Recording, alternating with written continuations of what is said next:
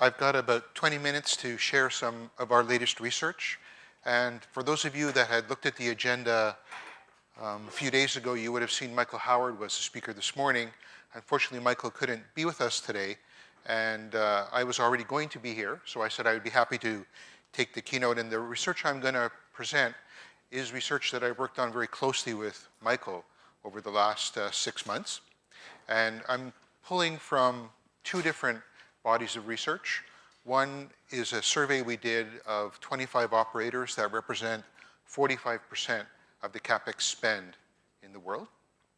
And the other is research I did with Michael, interviewing 14 of the thought leaders working on edge computing in telecom.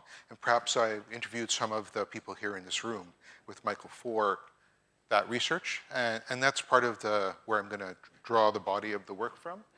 And that's why both our names are here on the presentation, because it's a shared bit of work. And I'm going to talk a little bit about automation and how it fits into digital transformation. And I'll talk a little bit about our architecture and how we see things unfolding, which isn't that different than some of the works that we've already seen here at the workshops, which is very good, and some of the work I know that's being done by some of the standards bodies. And then we'll talk a little bit about how without automation, I don't believe we can achieve the goals of 5G or edge computing. There's just too much complexity for humans to manage that in any real time. And talk a little bit about AI and ML, which is a favorite subject of mine, because for those of you that don't know me well, 30 years ago, that was the subject of my research at the university. And I actually walked away from AI about 30 years ago because I said two things: not enough data, not enough compute power. And it took 30 years for both of us, those two things, to catch up with us in the world. So I'm now back talking about AI again. And we can talk a little bit about what are some of the advances that have happened in the last couple of years that actually makes it possible to believe that this can make a difference for us. And so with that, let's get the next build. And so it all started here about 6 years ago with SDN and NFV. And I remember the first time I met Michael, just before I came to work for Infonetics at the time, we were talking about SDN and NFV, and Nicira was just bought by VMware. I don't know how many remember that, but I'm from a little bit more from the IT side than the telecom side, and that set the world on its end in terms of the data center and our perspective on where networking was going. And the conversation I had with Michael was, what is SDN all about? And I said, it's not about a protocol, it's not about an architecture. Those are things to enable automation. And so we had that discussion 6 years ago, and that's exactly where it is now. From SDN, we moved to the need to simplify, because we can't automate on top of something that's too complicated. So we need to see some simplification in terms of convergence of the fixed and mobile networks, where we can bring those together. We need to look at flatter networks. We've already done that in the data center. We're looking to see that in the telecom network as well as we make progress. And when it comes to network slicing, we need to figure out a simple control mechanism to make that happen properly. And then that leads us to the ability to automate. And then, of course, we want zero touch. So we've got the good work going on in the ETSI standards body around, and the ZSM workshop that's going to be later this afternoon. And we look at AI and ML and how we're going to layer that in. The concept of closed-loop automation, how will that work? And also, we've got to do that across many domains. So this is sort of our blueprint for how we see that unfolding.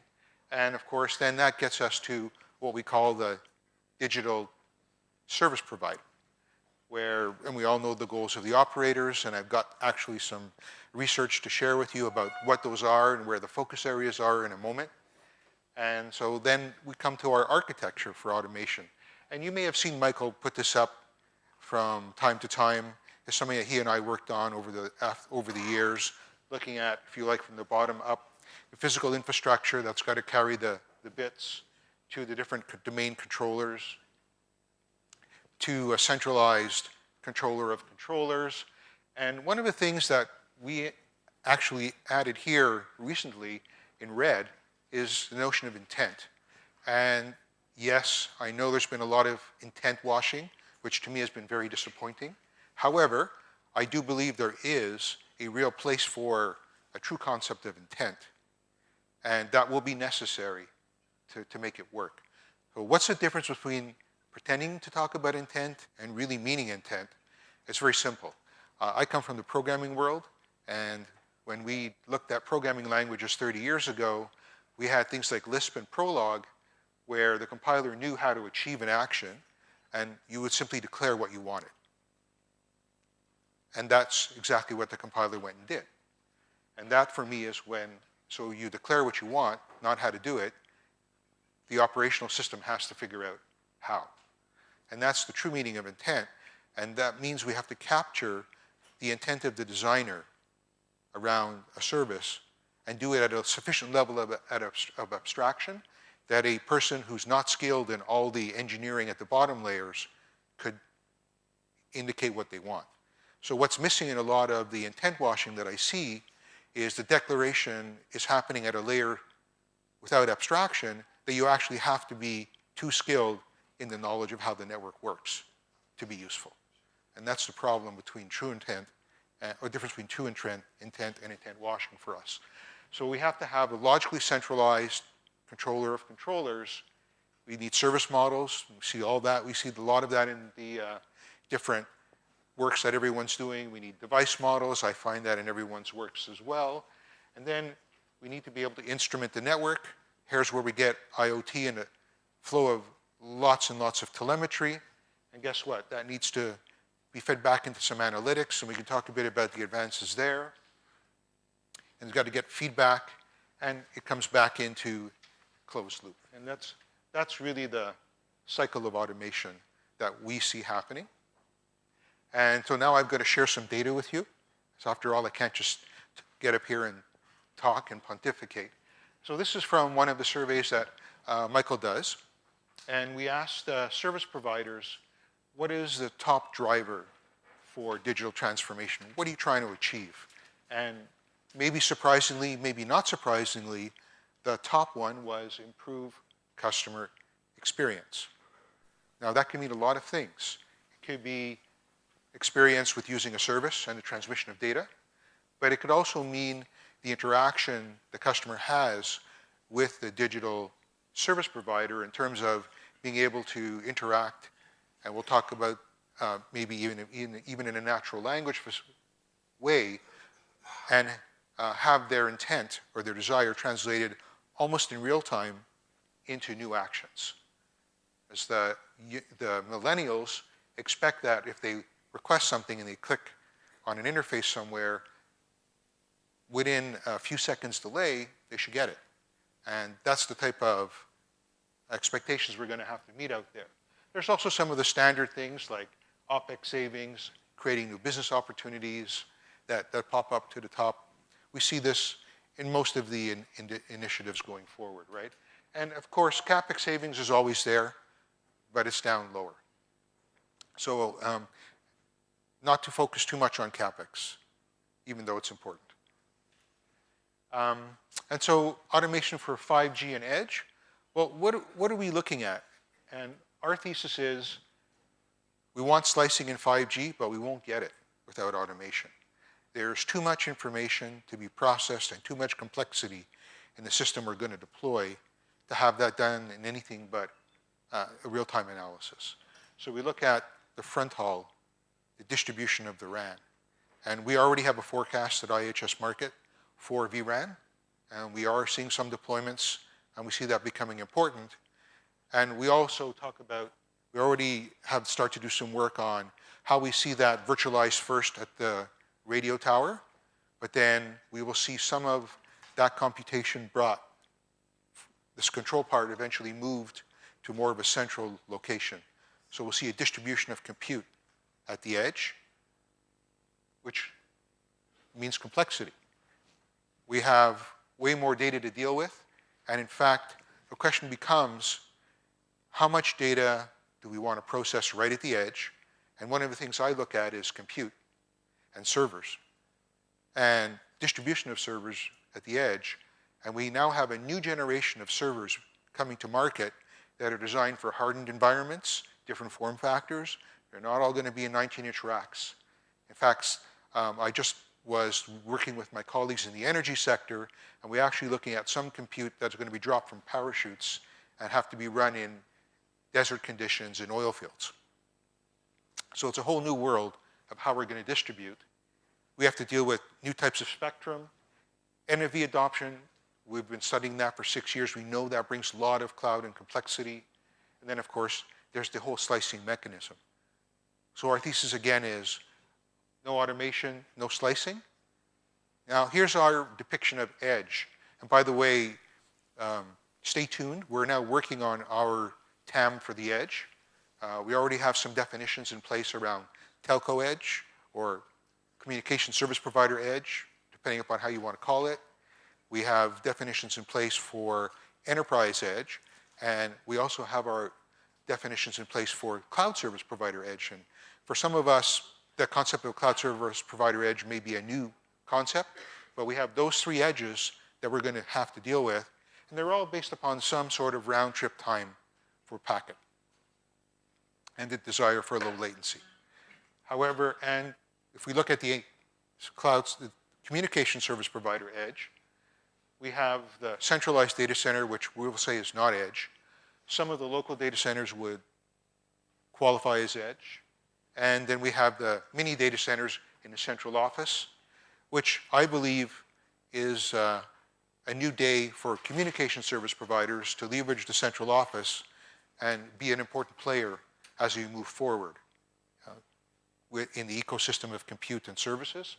And then, of course, we have UCPE and all of the gateways. And there's a lot to be learned from other industries that are looking to instrument. And again, some of the research that we did interviewing the thought leaders working on edge made it very clear, without automation, it won't work. Just look at some of the investments that need to be made going forward that came out of the study. We're talking about hundreds of locations. We're talking about vastly distributed compute, all needing to be coordinated together. We also have lots of work to do in software. One of the things that came out time and time again in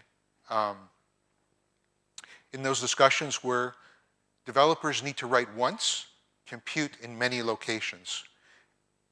And it doesn't matter what service provider CO it is, what the equipment they're using, what their OSS, BSS system is. Developers will not be able to write hundreds of versions. They need to write once, compile, and go. And so that's going to be an important thing to strive for to make this work and reduce complexity. Because without the developer ecosystem and the openness and the ability to have innovation, it won't fly. So that's some very important learning that came out. The other very important learning was we're also dealing with a very large data synchronization problem.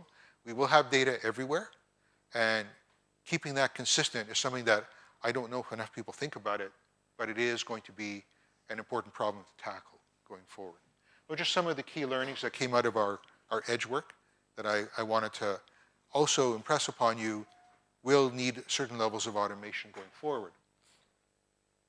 Okay, and I'm a little ahead of time, I think. Well, maybe not, actually. I still have one or two more charts. So then we come back to our original thesis about how do we insert some automation in AI and ML into our original diagram. And what Michael and I were starting to talk about was the concept of closed-loop automation. We all use the word, but ultimately it has to fit into some architecture. And what we came to is, okay, so we have instrument.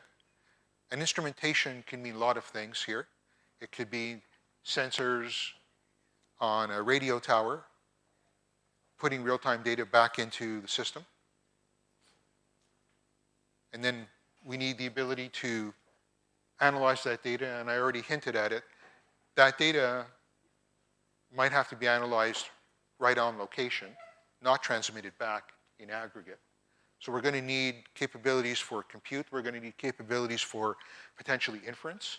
So that means specialized silicon such as FPGAs or GPUs embedded in our compute environment out at the edge. And by the way, my team actually does look at the composition of servers, and we already have a forecast for the percent of servers by 2022 that will have some coprocessor in it for AI or ML, and we're tagging that at about 15% by 2022. And we're following that very closely in terms of the rollout of those pieces of silicon. And some of those will end up at the edge, and a little later this year, I'll be able to tell you what we think that's going to be, what percent. Of course, we need to be able to control the devices, and there's been a lot of good work to do this already, and a lot of good standards out there. And then, of course, we need to be able to bring in the controllers and bring them together. And then ultimately, we've got to bring security in. A lot of people don't talk enough about security, but that's very important. And then ultimately, we need to provide the feedback to the OSS, BSS systems to make that all work.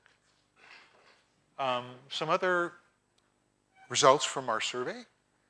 There's a lot of hope and a lot of intended investment. We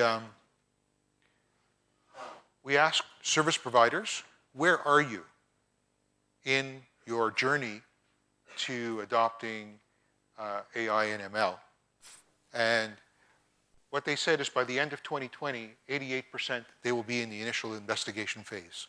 So everyone wants to look at it. 80% said they'll have some work going on in the lab. And you can see as we go down to actual implementation, it gets smaller. And we have 28% of network operators said to us that they would like to have 50% of their network operations automated by the end of 2020. With a lot of lofty goals. And we'll see next year, when we ask them, how did you do? And we compare it, we'll get a measure of reality. But that's always important to know where people's minds are at. A couple of more results, and I'm going to have to go a little faster. We asked, what are the domains, the use cases for AI and ML? What are people thinking about? 48% said orchestrating cloud services. And that could be providing communications for the multi-cloud, which is also very, very, very important. I researched that very closely. I think that's an important role for the communication service provider to be an important part of the ecosystem. 48% said the carrier network operations and management, and 36% highlighted these three areas around BSS software, OSS software, and looking at the MPLS or optical transport operations and bringing AI and ML in there. And then we had some other areas around sales and marketing and security. I will tell you that based upon other things I've seen in the oil field and adoption of AI and ML, I think that 28% is too low, in the sense that I think communication service providers should be looking way more at how they can use that in the front end. I'm almost done. I've got 1 minute. So one more question. Automation challenges. 80% are worried it's too difficult, don't know how to get started, complexity is there, big mountain. 48% said culture's not there, company's not ready, don't know how we're going to do this. 40% said technology's not ready, maybe. And 28% said they don't trust automation, and 20% don't know how to pay for it. And so I've got 45 seconds, and I'm going to say to you, so it's a new day, and what I study a lot is all the different services that are available in the cloud for AI and ML. Okay, so the orange is data, big data analysis. The green are all the services available for AI and ML. Not all, but I went and I took a look at what are some of the ones that stood out at me. And so anyone in this room who's thinking of automation, if you don't know about AWS SageMaker, please take a look. That's their flagship AI/ML set of libraries. You can go to Amazon, you can get started tomorrow. You can start building neural network models and start to test it out. Don't reinvent the wheel. Google Cloud, same thing. And surprisingly enough, I found the same, very similar set of services all around recognition, video, image, text, text-to-speech. It's all there. Get it in the lab. Start playing with it. I'll be talking a bit more about this in the ZSM workshop a little bit later today. Thank you.